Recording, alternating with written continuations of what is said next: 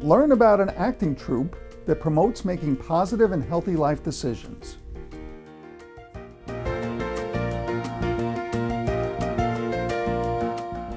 And Dr. Max Banilivy joins us to discuss an early recognition program for children's emotional wellness. It's a free program for all families across the state where parents can choose to do these screenings, which are paper and pencil based, on all their kids that they may be concerned about or they may just want to find out more about. And we revisit the segment on the social host law. Hello, I'm Art Flesher from Suffolk County Health Department's Division of Community Mental Hygiene. I'm your host for Something of Substance, a monthly video magazine.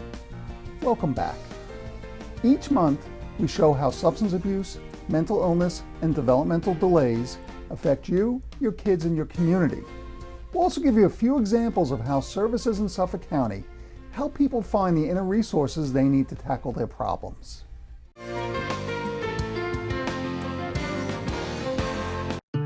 Before, addiction and depression kept me from living my life. And now, every step I take in recovery benefits everyone. There are many options that make the road to recovery more accessible. It begins with the first step. Join the Voices for Recovery.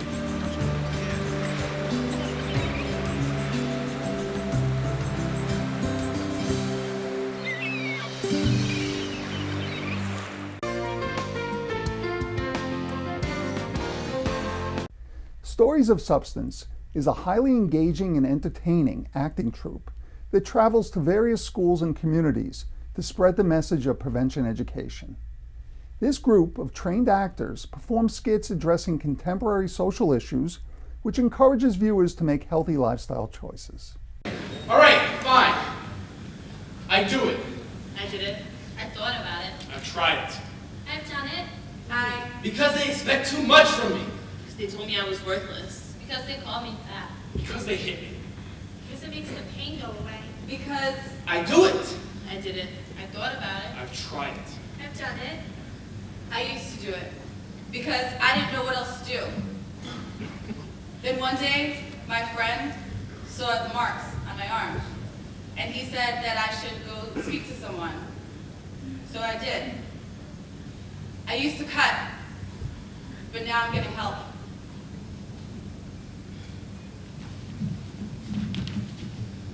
Thinking about it. The mission of Stories of Substance, this educational theater troupe, is we want the audience to feel the information before they think about it. Many of our topics are young adults, that choices that they're making that they're not connected to. The thinking is, this will never happen to me. There's no way. So when you use theater as a medium, it allows them to get connected to it, sometimes without even realizing we're giving them education. So as a theater troupe is feel the information to make decisions.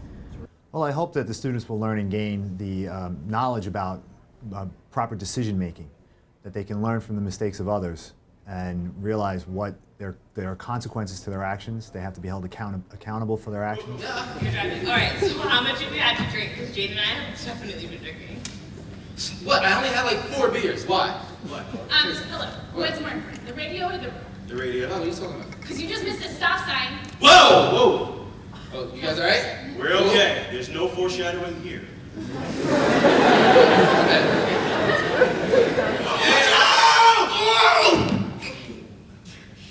Guys, hearing what voicemail? Listen, girl, I don't know where you are, but this party is popping and you have to get here. You were supposed to be here like 20 minutes ago, so call me, all right? Bye. Think about it. And it's not just about them. They've seen the performance by these talented actors, and they've seen what can be done by students around their same age. And hopefully they can realize that, you know, I can relate to that. I was at a party, I saw something like that, and I hope it's not the case that they woke up and they had a similar experience, but hopefully it's something they can relate to and something that they can learn from. I got involved with Stories of Substance. It was actually a class given at my alma mater.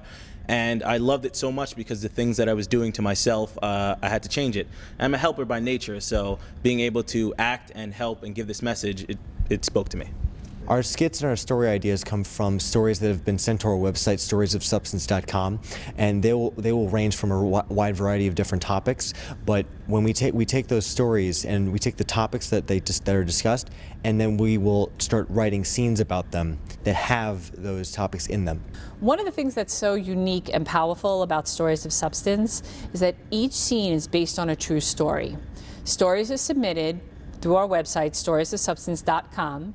Then the acting troupe takes the stories and they develop scenes or skits that portray what's happening in our society, what's happening to our youth. Sometimes the characters in the scenarios they make up to make it educational and entertaining, but it's based on something that has happened to a young adult.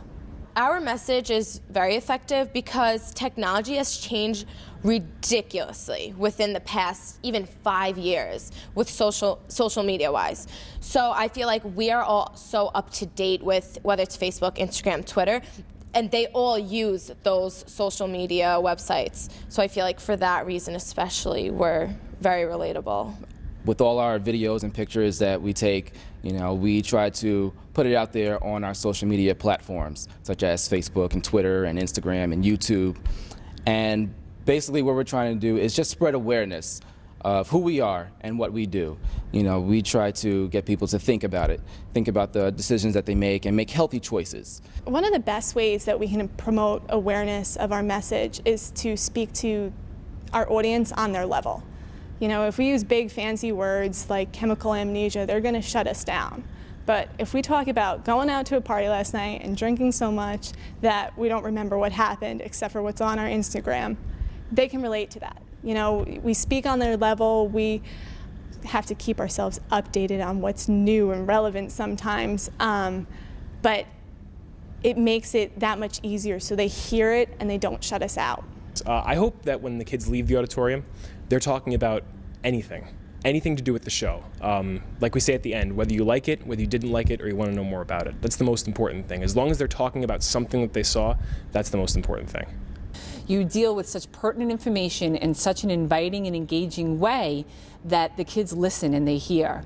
Often we hear from especially teachers or administrators is that we've never had an assembly where the kids were so connected and quiet and wanted to hear it. Well, personally, I feel that bringing this group back year after year is important because, again, it's real. It's students of the same age. It's not made up. It's made up of real stories that the group has received and taken those stories and created scripts about them. It's again stuff we read in the newspaper all the time, unfortunately, about teen alcohol use, or even unfortunately when teens are killed in car accidents, as one of the skits was describing today. So why do we keep bringing it back every year? Because it's real, it's something students can relate to, and it's given by a group of students that are close in age. I think the most important part about us being close in age to our audience is that when we talk about our personal experiences, they don't seem so far off. I know a lot of the times when I hear stories about, even if my parents were to tell me about when they drank or if they did anything in high school, to me that seems like forever ago. And even if we're doing the same things, you're not doing it in 2014, so we can't relate. I believe that it's important to be able to talk to our peers and not look over them and look down upon them and talk to them on the same level, because that's what you want to happen to you. I mean, you would want to be on a one-on-one level with somebody when you talk to them, so they can feel your message the same way that you would feel theirs. My personal hope for those that did come and watch the show, for the audience, is that they know that they're not alone and that they can get through anything together rather than just by themselves. And I think our group goal for the audience is that we believe that we can affect at least one person, and that's why we have the starfish on our shirts, because we believe that we've saved at least one person, we've done our job. The same way there's a man that walks on the beach and he's throwing starfish back in, and someone asks, why are you doing that? And he's like, because it made a difference to that one as he throws it. Prevention education is so important, and it's such a powerful tool, because hopefully it's engaging people and educating people before it's too late. Before it's too late to realize the food that they're eating is not healthy. Before it's too late to realize that anything they put into their body can affect and have damage, or not leading the life that you want to leave. As a prevention specialist, one of the things I love is when people say, oh, if I do it that way, I don't have to have those consequences. Using humor as an overall tool to get the message out, it works in powerful ways, because when people are laughing, they're listening. Their ears and hearts are open to whatever message you have, because they're happy. And through happiness, we can change the world. So if someone wanted to contact us, the best way is to go on our website, storiesofsubstance.com. First of all, it gives the information about our program. It's a place to submit stories. There's contact information. Also, what's great about it, the students can also interact with the actors, because all their information on is as well. So it's the website, storiesofsubstance.com. Think about it! We'd like to thank Kathleen Flynn Bisson and the acting troupe of Stories of Substance for their ongoing and dynamic prevention efforts. For more information about Stories of Substance, they may be reached at area code 631-220-0258 or email them at www.storiesofsubstance.com. Up next, we have an informative discussion with Dr. Max Banilivy to discuss emotional wellness. We'll be right back.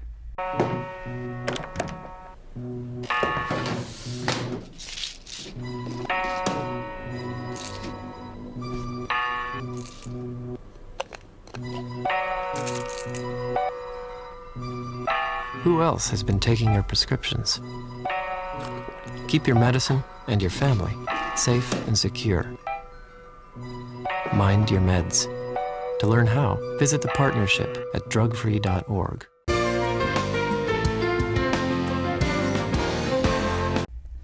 Many people believe that emotional wellness should be a regular part of a medical checkup. Under a grant from the New York State Office of Mental Health, there's a program available for parents to get an emotional wellness checkup for their kids.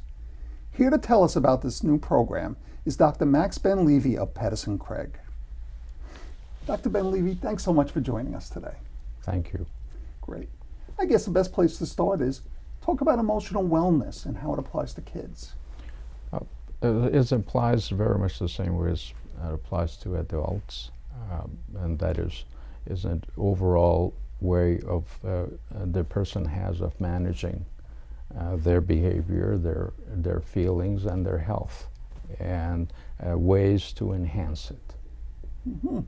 And the early recognition screening program is the grant that your agency and FEGS received. Talk about that.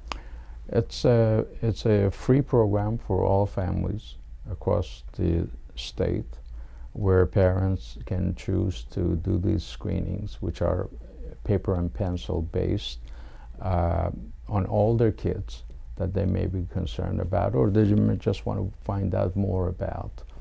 And basically that information, that questionnaire will be scored, feedback will be given to the parents, and then the parents can decide if there are any kind of other services they need, and how to access them through our help with linking them to those entities.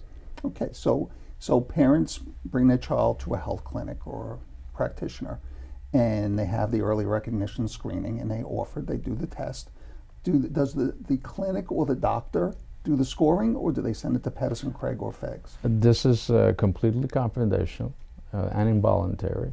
And if they do that, and that doctor's office is participating, what happens, they send all those forms confidentially to us. We do the scoring, and we get back to every single family that has completed a form. And so if a parent has completed a form on 4 of their children, we'll score all 4 and get back to that parent and talk about every single child. So it really represents a partnership between the mental health field and the medical practitioners.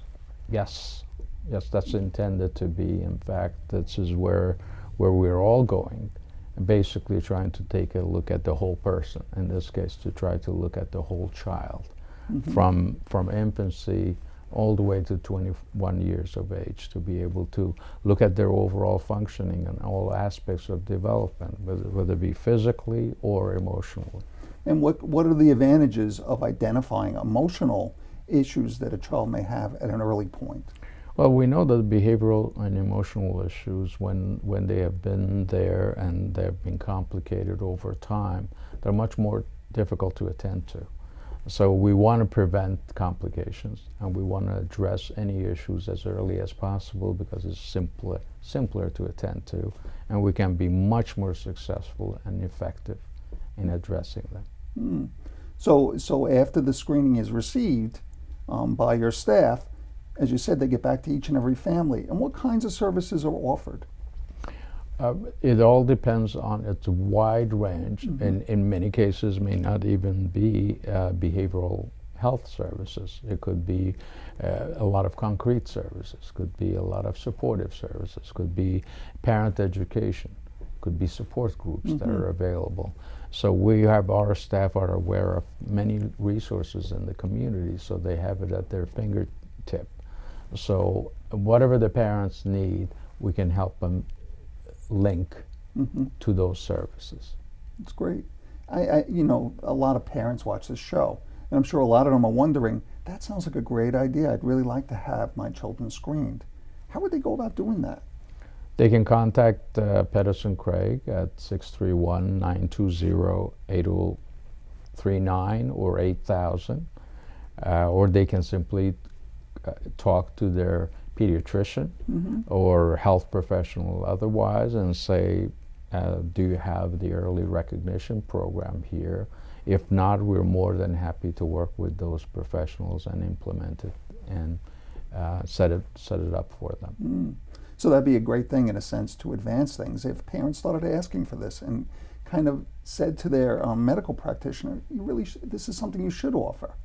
It really is good for all of us. You know, one of the sayings that a lot of people in mental health have is that without mental health, there's no health. And that sounds like a large part of what you're saying, that mind and body are very much connected and we need to address the whole person. Exactly. That's really the intention of it, along with being a preventive early recognition program. Dr. Banilivy, thank you so much for joining us today. It sounds like a great program. Thank you for having me. Great, thanks. We'd like to thank Dr. Banilivy for telling us about this informative program. Up next, we revisit the archive segment on social host law. Stay tuned, we'll be right back.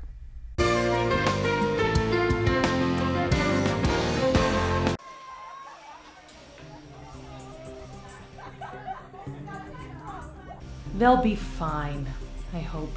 What if you could prevent a young person from getting hurt or killed? What should I do? If you could turn back the clock and stop an underage drinking party from ever happening. Now you can. Pick up the phone and call 1-866-UNDER-21. It's your community, your call, and it's completely anonymous.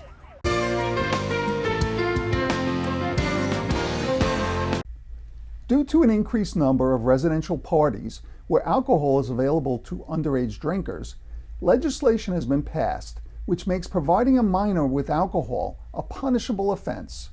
Learn more about Suffolk County social host law. The social host law is local legislation that was enacted in 2007 with the purpose of reducing underage drinking, and if necessary, by holding adults responsible for permitting and providing alcohol to minors. We like to talk about social host law, particularly right around the prom time, because we have a lot of parents and a lot of students that they have the prom, then they want to have a party at their house, and a lot of times the students want to have alcohol, liquor there, and the parents thinking it's a rite of passage maybe, or saying, okay, they graduated, I'm going to allow them to drink. So it's important for us to let the parents know that what the dangers are, but also that there are consequences, legal consequences for that behavior. Social hosting is a very important issue because I think the students think that if they're in a home and parents are there watching them drink, that it's okay. I got involved with the social host program through a club at my school called SAD, which stands for Students Against Destructive Decisions. And we kind of try to show them how there's better alternatives to having fun besides drinking and using drugs. I try to stay away from kids who are drinking and doing drugs, especially driving while drunk. I steer clear, and when I am with my friends like that, I just they know, you know, I'm not into it. I don't partake in anything to do with it. They know that. So they really, you know, they applaud me, and several of my friends will go the same route as me and say like, hey, you know what, tonight let's just hang out. Let's, you know, just go see a movie. And when kids are around me and they're drinking, it's not something I want to be around. The social host law is needed because unfortunately we've had tremendous amount of tragedies involving young people drinking, in particular drinking and driving. As a patrol officer in the 3rd Precinct, I've certainly been called to the scene of traffic accidents, sometimes unfortunately fatal accidents, in which teenage drivers have been involved, and very often one of the contributing factors to an accident involving an underage driver is, in fact, alcohol consumption. The social hosting law, what I know about it is it makes parents responsible for hosting, having underage teenagers at their home and serving alcohol or being aware of them having alcohol. It makes the parent responsible, which it makes them do their job. In my estimation, what they should be doing already is overseeing and making sure that children are not drinking and not breaking the law. The consequences of providing alcohol or permitting a presence in your home or a place you're in authority of underage drinking, the first offense is $500.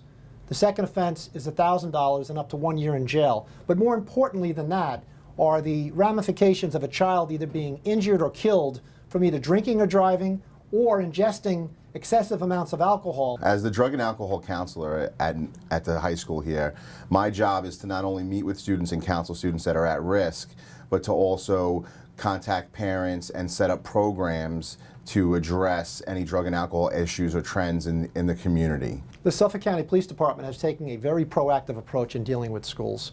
We have over 17 SROs, school resource officers, that every day go to middle schools and high schools within Suffolk County and teach children and staff members alike as to the dangers of drinking and driving, binge drinking, drugs, and other challenges that our teenagers are facing.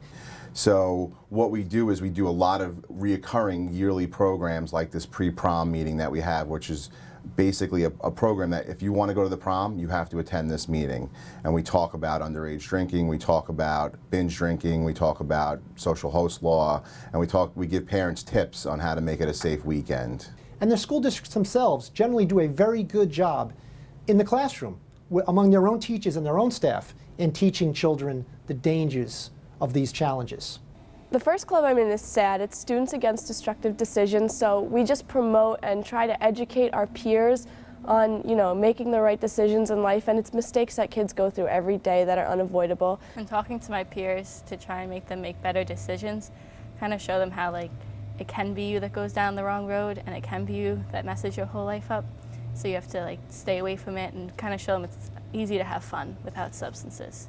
The second club is the East Northport Community Drug and Alcohol Task Force. So that's more adult-oriented. There's a lot of you know, meetings that we go to and just a lot of ideas that are thrown around and things to help the community more with drugs and alcohol prevention.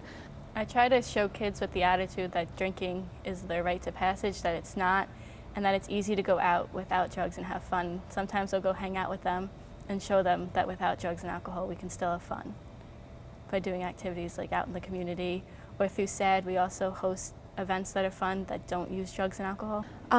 The third club I'm in is the Community Book Club. So we read books about drugs, alcohol, addiction, sobriety, and really get a feel for it that way and put it out to the community. I will not allow underage drinking. I will not allow drug use. And so I think having the law is a good thing, because then I can at least say to them, look, I can get in really big trouble if you are in my home drinking.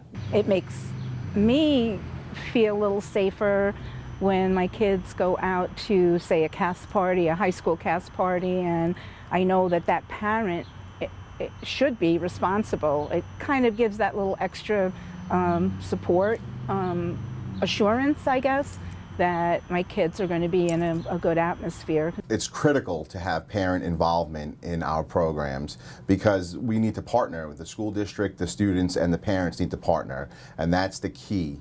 If we don't have parent involvement or if we don't have student involvement, then we're really just going to be spinning our wheels and we're not going to be getting anywhere. We're not going to be able to get that message out and allow those parents to then have those conversations with the students. The result of parents or adults allowing underage drinking in their house can be tragic. And although some parents think it may be better to allow kids to drink in their own home under supervision, quite often that's not the case, because parents are not typically aware of perhaps allergies of a child, or binge drinking, or alcohol intoxication. Not to mention, oftentimes kids say they're going to sleep over and be under supervision of the parent, but they choose not to. And we have had cases of kids leaving parties that were prior planning on staying at the house, only to be involved in an accident or, God forbid, fatal or serious involvement. The days are gone where parents can say, oh, I don't mind if they drink as long as they do it in my house. Those days are over. We can't have that anymore. Parents have to be parents and exercise control over these kids and let them know what the ramifications are. It's important to me because I think it helps me to make them understand that it's another way that they can be protected. The legal ramifications for the parents that permit alcohol consumption under their authority are both civil and criminal. And not to mention the tragedy of them being responsible of a child being seriously injured or killed.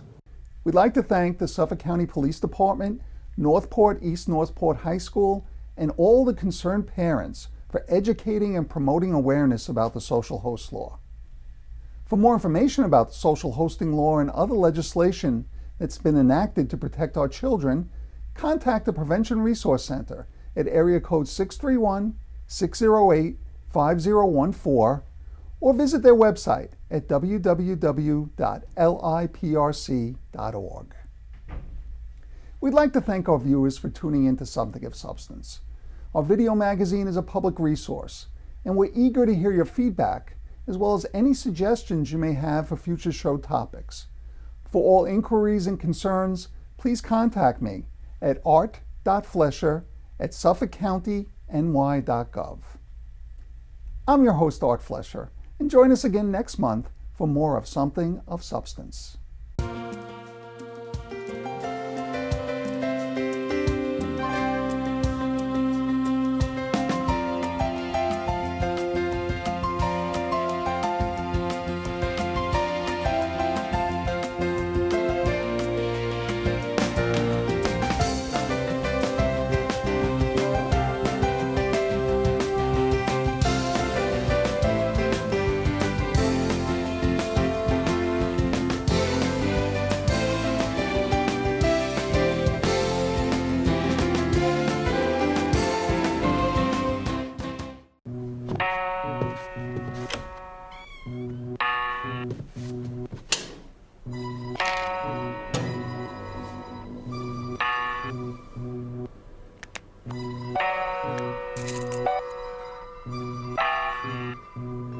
Who else has been taking your prescriptions? Keep your medicine and your family safe and secure. Mind your meds. To learn how, visit the partnership at drugfree.org.